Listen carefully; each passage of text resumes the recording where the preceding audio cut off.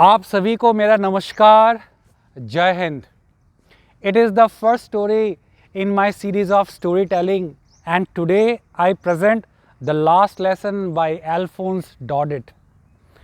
Alphonse Daudet was a French writer, and the story, the last lesson, is about France and French language. But first, let us understand the background of the story. The story is based on Franco-Prussian War.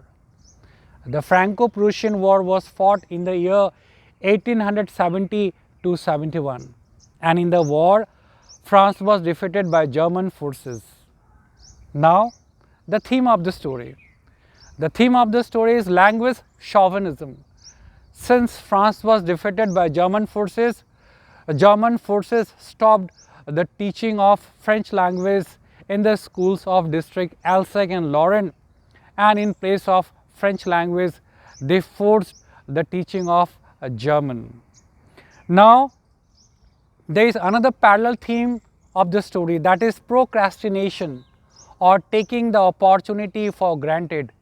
The people of Alsace and Lorraine, they were never serious about learning their mother tongue, mother language, French, and they always kept on postponing it for the future learning, never realizing that doomsday might come anytime. And it happened when they realized that when the order came from Berlin that from tomorrow there would be taught German and no French, they were all full of remorse, and they repented for not learning their mother language, because it became an irony for them.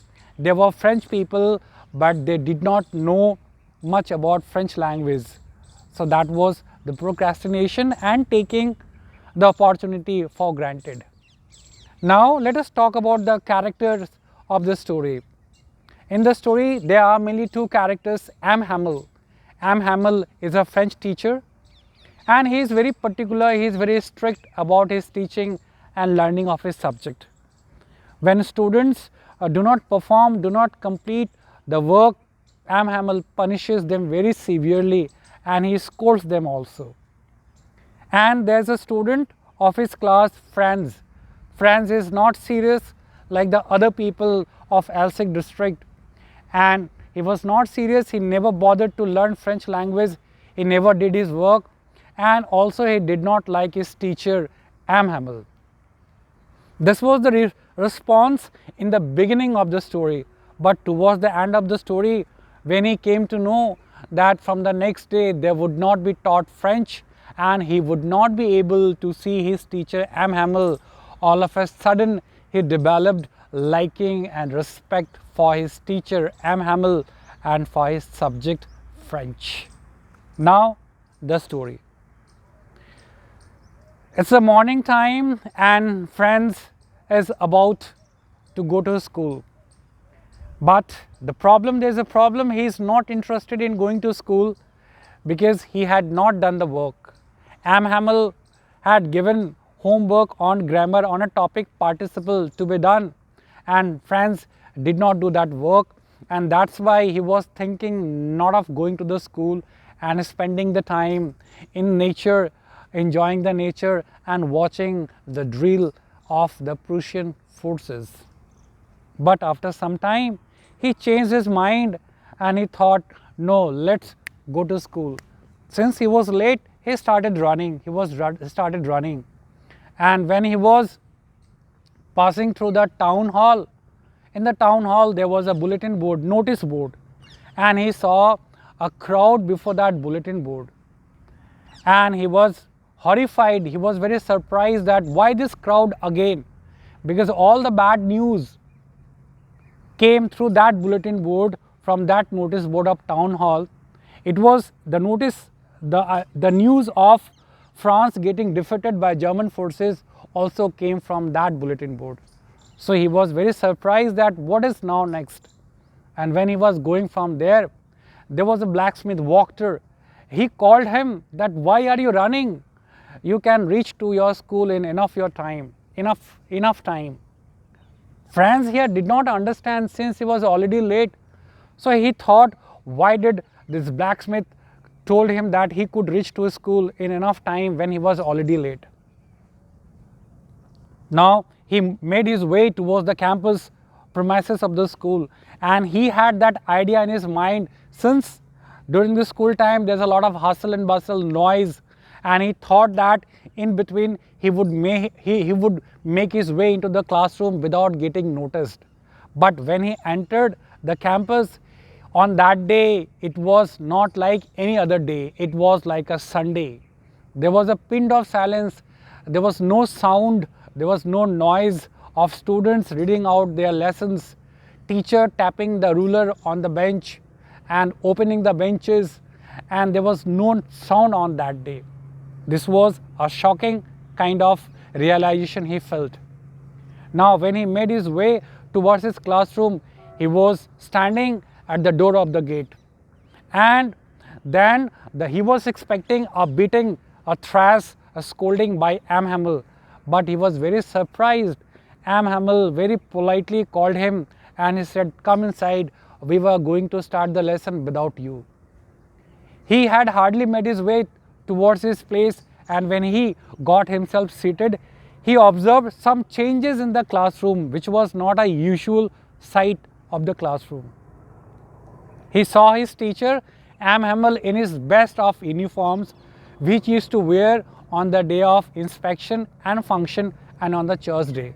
M. Hamel was dressed in his best uniform, coat, frill shirt, tie, hat, which was not a normal routine for him. And he saw something again very different. On the back benches of the classrooms were occupied by the elderly members of the village. He was thinking what they were doing into the classroom.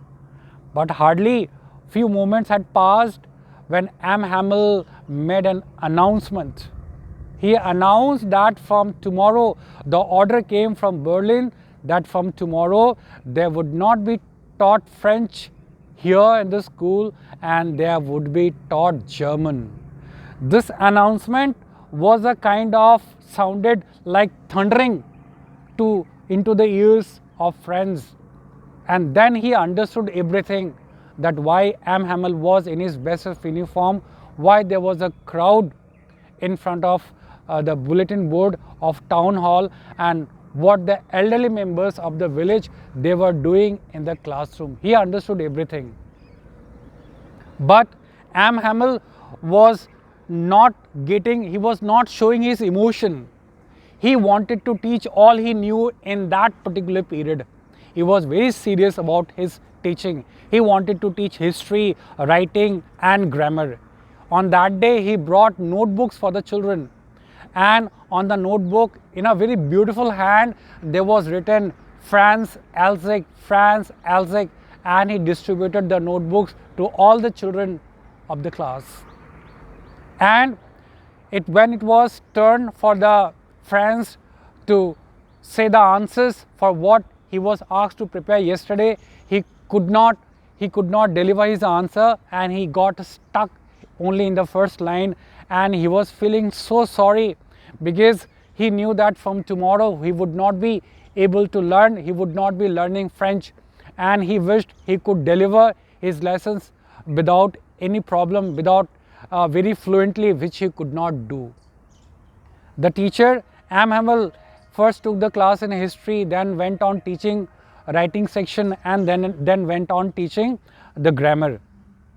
At one point of his class, M. Hamel blamed the villages, the people of Alsace and Lorraine, for not sending their children to the school for learning their mother language. And the people of the Alsace and Lorraine, they kept their children busy in the field work and the mill works. And M. Hamel also took the blame on himself, because whenever M. Hamel had to go for fishing, there was no class, and sometime M. Hamel also sent the children to water the plants in his garden. So he also took the responsibility on himself, and he kept on explaining and teaching one thing after another, and he wanted to teach all that he knew on that day, what he had been doing for the last 40 years. And the villagers were sitting at the back benches of the classroom, because they were there to say thanks, to honor Am Hamel for his sincere service which he had rendered for last 40 years. Am Hamel, towards the end of the classroom, Am Hamel was getting very emotional, and he said that French is the most beautiful language in the world. So each one of you is going to safeguard, each one of you is going to keep it alive in your heart, keep on practicing French language, keep on speaking, keep the culture, tradition, values of your country alive, because he said that if you are attached to your language, if you are rooted, deeply rooted in your foundations, in your traditions, in your culture, no foreign power could keep you slave for a long time. And there's a beautiful line in the chapter that I would definitely quote. There's a line, and you also must quote it while writing the wrong answer. It is, when a people is enslaved, when a people here means country, when a people is enslaved, when a country is enslaved, as long as you hold fast to your language, it is as if you had key to your prison. Means, even if your country is taken over by some other political powers, some other foreign country, by some other invaders, if you are attached to your culture, if you are attached to your roots, tradition, language, no foreign power can keep you slave for a long time, because you will have a key. From there you can make yourself free, you can come out of the prison. And towards here we come towards the end of the story, and here by this moment his voice, he gets so much emotional that his voice is choked and he is unable to speak, and he makes his way towards the blackboard, and with the chalk write on the blackboard, France, long live France, vive la France. Without, he was unable to speak because of his emotion, because of his affection for the class, what he had done for the last 40 years for his country, for his mother tongue, for his motherland. He wrote on the board, long live France, vive la France, and then he dismissed the class without saying anything. So this is my effort for my children, for everybody, all those people who want to have a good communication skill.